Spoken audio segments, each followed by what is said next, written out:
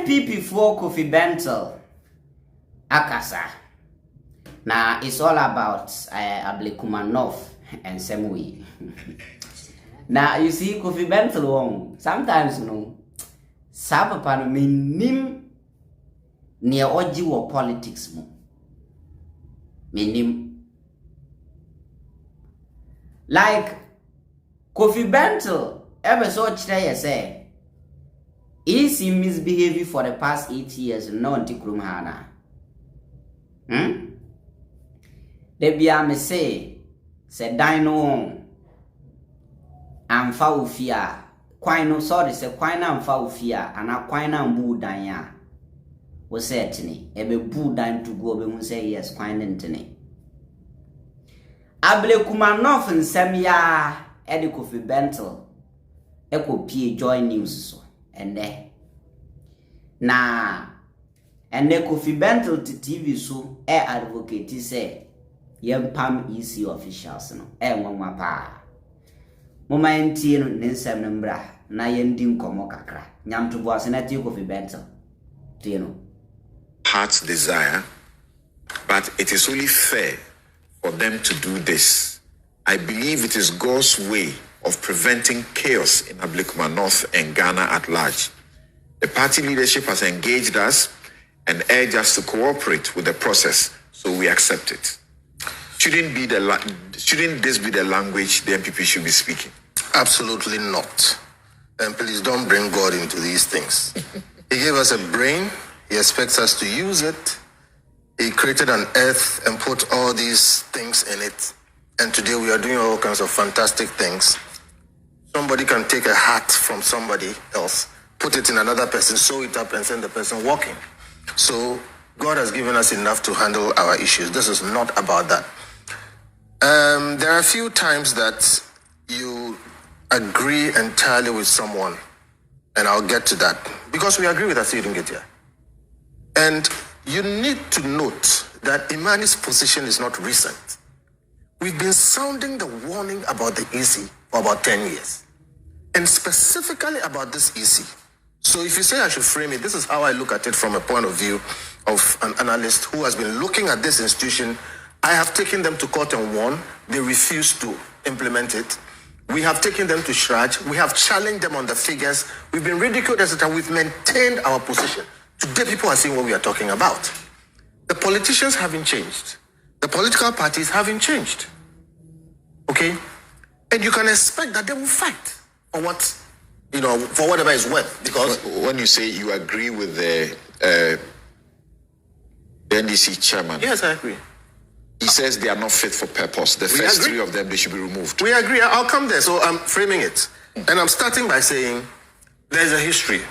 As you see, and things we've been saying. Here, you have a situation where you have what is called catastrophic failure. Catastrophic failure is where I give you every resource you need to do something for me, which is simple enough for you to be able to do with your competence and the resources I've given you, and you fail totally. That's what we've gotten. When you have catastrophic failure, it is either an unwillingness to do the job or incompetence to do so. And I said, okay, I said so. He said, this EC is not fit for purpose. They are either unwilling to do the job or incompetent. I think they are incompetent.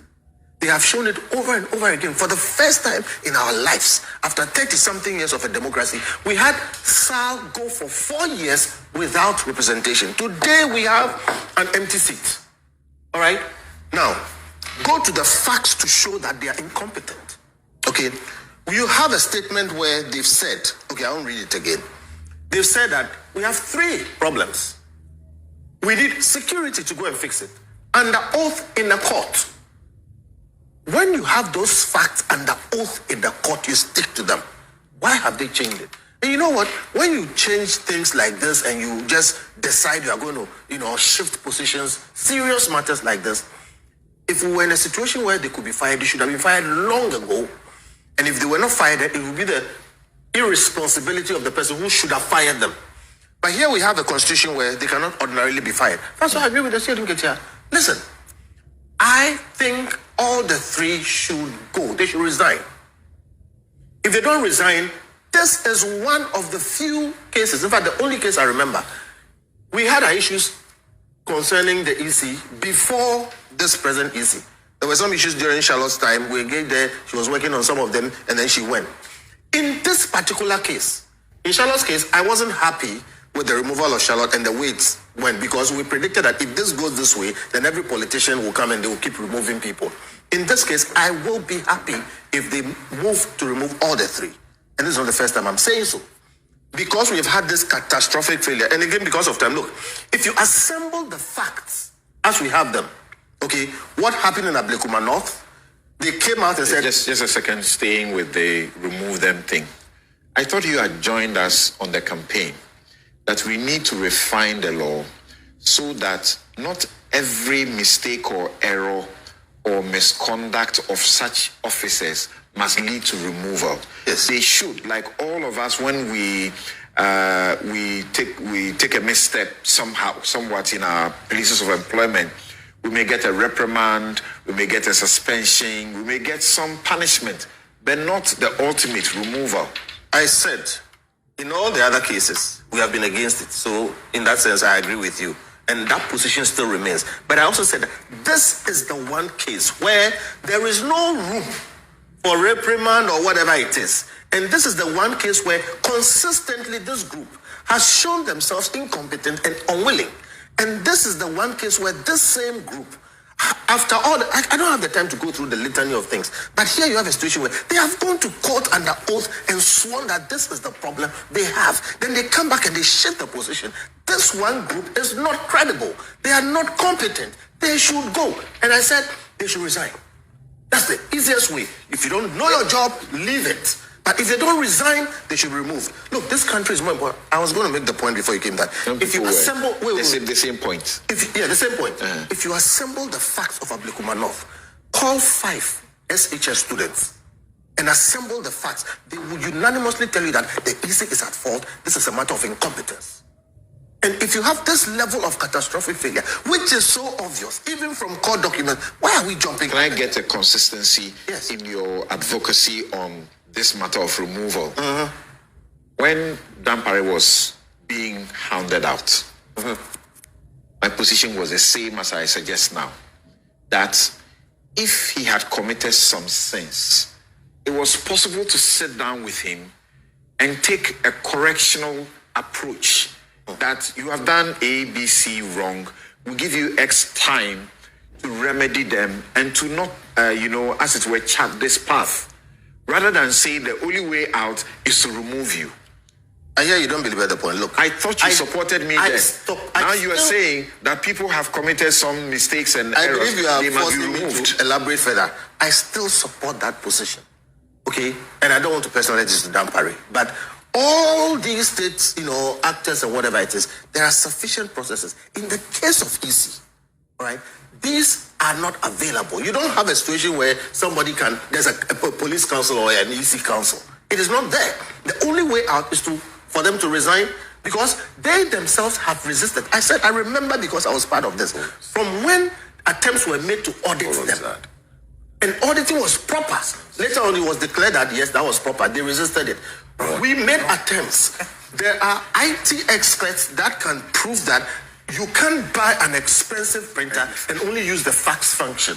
There are so many things, but they refuse any kind of advice from any quarter. So what we have said about others will not apply to them. And to that point, look, I have said, Imani has said, and I repeat, it is time for us now to amend the Constitution. It's in the hands of HKP to totally change the laws which insulate the EC from some of the things we are talking about, and therefore they can't even, correct themselves. It is time to, from what the Constitution says about their independence, etc., how the EC heads are appointed, etc., and all the things down to the allies. But let's be clear, today as we speak, there is no shortage of laws or processes to resolve what is happening in Ablekuma North. And again, actually, Nkiti said it. So when you have had that kind of situation there, then it is incompetence. And now the incompetence is morphing into collusion. Let me be clear. I think they are afraid of the NDC. And is that collusion? Please, let me make my point. Imagine that is I true. have Is that made my collusion? point that incompetence is morphing into collusion. One. Number two, they are afraid of the NDC. They are afraid to do the things that they themselves have decided that they want to do because somehow they want to avoid what Asedun Kete has said openly, that they believe they must remove. Let me tell you, whether you boil it or you fry it, the NDC will remove you. And in this particular case, you will not have anybody helping you. So this collusion, and I say collusion because who doubts that if you rerun this election, the NDC will win? Who doubts it? And for that matter, I don't think the NPP is being difficult in that matter. They are being absolutely clear, and they are serious politicians. They know what is happening. When the strong man and the weak man have a simple case that goes to the palace, and the case or the verdict of the case delays in coming out, it means the strong man is losing. You have a situation like this where the government in power, okay, clearly sees that if the EC does what they have sworn in court to do, it may not be in their interest. All of a sudden, they've shifted. The verdict is not coming out. And now we have to go and rerun everything. How did it move? How can you say with such certainty that if they went to the rerun, the NDC will win? That's what I'm explaining to you. That one, when you have a situation which does not defy resolution, you've sworn that there are 3 problems. Okay? Go and do it. When you say, all I need is security, take security. And I'm saying, when you have a strong man and a weak man take a simple matter to court, or to the palace, and the verdict is delaying coming, means the strong man is losing, which is why they are taking stances to help the strong man, which is what I'm calling the same voters whose votes they are having problems counting, or they are having problems certifying, will be the ones who will vote. No. So some people who if they voted for the NPP, they will keep the NPP. No. If they voted for the NDC, they will also vote for the NDC. That is what is called a simplistic analysis. That the same people who voted are going to go back and vote. It will never be so. Some of the people have died, some have traveled. Some people who voted NDC have changed their mind and they'll vote NPP. Some people who voted NPP have changed their mind and they'll vote NDC. Giving even the atmosphere. So that gives you a fair resolution? No, it is not. You see, an election is a snapshot in time, which an institution which is powered by law and the Constitution should take. And when you take that snapshot in time, it does not mean it is a perfect view of everybody. But that snapshot in time is the law, and that is what we are going to proceed with. That snapshot in time has been taken. The results are there today on paper. Hold on. And we have been saying to this EC that there is no reason why today I can scan something on my phone and send it to a place. Why you cannot do the send is it the pink sheets straight to the headquarters on the same day, etc. And I heard the other lady say it. And the EC has been dead eared to all of these things, and they keep on doing totally perverse things which lead us into this situation. Look, I have no doubt that the present position of the EC is supposed to help them keep their positions there, and it's not going to help them. I worry about what it means for this country. What it means is that if you sense something is going to happen, it doesn't matter. Just disrupt the system. And whoever comes and has the power will be able to manage it to their advantage. The EC should go back based on what they filed in court. Give them the security, let them deal with the outstanding. No new election is required. It will be an aberration. The EC, this is what they... This is Kofi Bentil. Okay.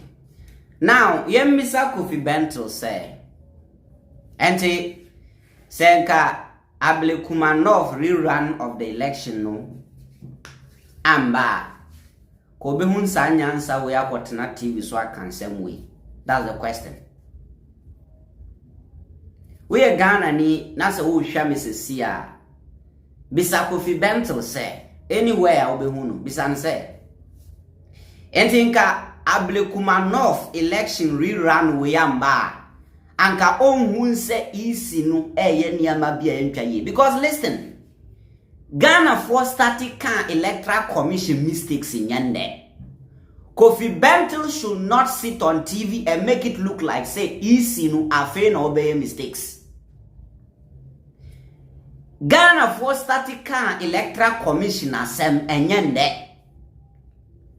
After 2020 elections, and I starting who the incompetence of Jean Mensah after 2020.